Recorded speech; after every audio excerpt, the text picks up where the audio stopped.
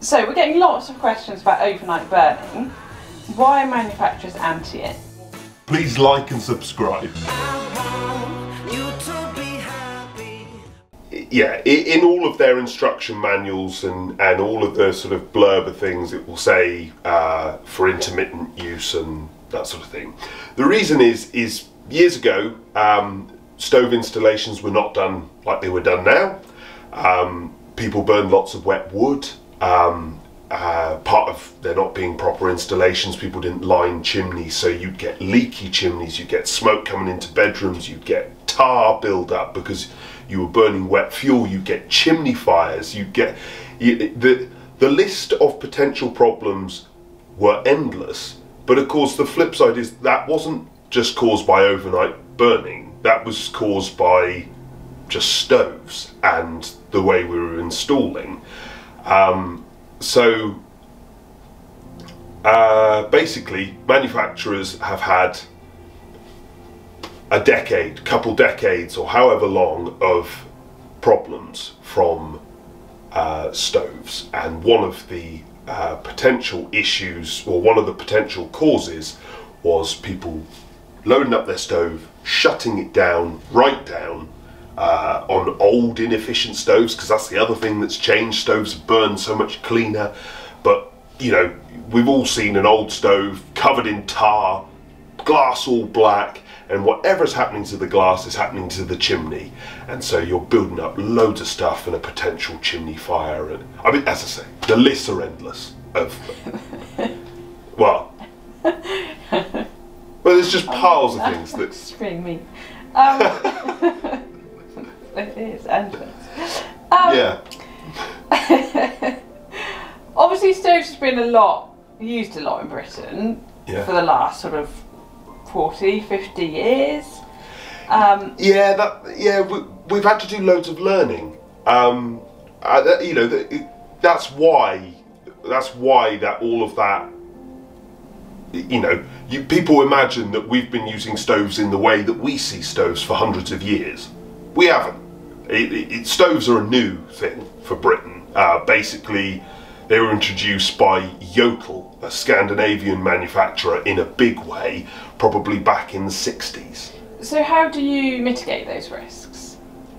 Well, over those years, we've had, you know, lists and lists of problems, lists of chimney fires, and so one of the first things that they did, or one of the main things that they did, was transform the way stoves were installed.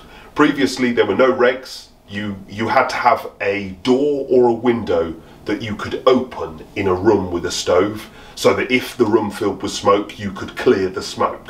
That was basically all you had to do. You could do whatever you liked beyond that. So now we've professionalised installations. Things are sealed within stainless steel flues ordinarily, and in my view they always should. It works so much better, it draws better, and you don't have the same issues with chimney fires, tar build up. They're far easier to clean and sweep. If they get old and need replacing, you just pull it out, chuck another one in. It's just an easy job. The other thing we've done is fuel. Fuel is dry nowadays. We've educated people as well, because people just burn wet wood and not really care or realise that there was a problem with that. And we've learned just how many issues there are that come from that. And so fuel is dry. Stoves are vastly more efficient. They burn so much cleaner, so much more thoroughly. Obviously there's a war on particulates. Everything's producing particulates. I mean, everything always has, but the truth is that stuff nowadays produces far less, far less. So that's also helped to solve the problem. So are there still risks even if all of that is done? All of those things? Yes. I mean, if we get down to the very basics, a stove is a bonfire that you light in your living room. There's a lot of risk with that. There's a lot of risk with driving your car. And I'm not saying that to be blasé. You shouldn't be blasé in a car, and you shouldn't be blasé with a stove, there are things to think about and be cautious with. That's why I make videos like this, to educate people so that they can solve most of it. One of the biggest problems with running your stove overnight is that you can, even with a modern stove and with dry fuel, you can cause tarring up of the chimney. And if you didn't sweep the chimney regularly, because it's another thing we make sure we do, we sweep chimneys much more regularly, but if you weren't to do that and you built up a lot of tar, you could have a chimney fire, and that could do any number of terrible things. Sorry, what was your question? Remind me. I said that there's still risk, even if all of that is done. But yeah, maybe we might be better to go back onto highlighting what are the best practices. Well, the biggest, I want to get that point out. The biggest risk is still a chimney fire, is still those things. Whatever happens to the glass on the stove is happening to your chimney. So we want to run stoves all day, all night. I do it. I've grown up doing it. I live and breathe this. It's not, you know, I'm not suggesting anything that's silly or ridiculous. I run a stove overnight and all day, and the glass stays clean.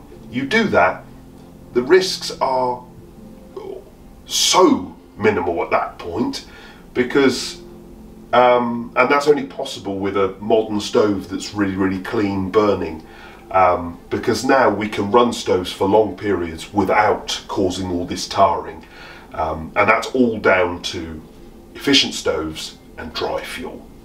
Sorry, what was your last question? Well, I suppose, or the next question. Highlighting again, what are the best practices? The best practices are, well, I mean, I've sort of already said them, but we want dry fuel. We want to have your chimney swept after 6 months of doing this. 3 to 6 months. 6 months if you're keeping your glass clean. And then your chimney sweep will clear out the chimney and tell you how much soot is coming out. If there's a lot, you know you've got to increase your sweeping. If there's hardly anything, you know you're getting it about right. And you know you're burning cleanly. So dry fuel, regular sweeping, we want an efficient stove. And final thing that I've always done, I will shut this thing slumbering all day whilst I'm at work, all night whilst I'm asleep. But the evening, when I'm using it and I'm here, I'll run it hot. And this is just like your car. If you've got a big V12 Jag and you drive everywhere in 5th gear at 30 miles an hour, we know that that exhaust system is going to be completely clogged and you're knackering the thing. Equally, if you're screaming it 6,000 RPM, you're also just being silly. So at some point, in my case, once a day in the evening, I get the thing hot, really hot. It's not screaming it at 6,000 RPM, you're just getting it properly up to temperature, so that if you have got any deposit in the chimney, you're burning it off. And if you do that, as I say, basically the risks are all but mitigated, other than the fact that you're still lighting a fire in your living room. There are some associated risks. Anything else? No, those are all of my questions. Thank you. Thank you for watching. I hope it was helpful. If you do have any other questions, just drop them in the comments.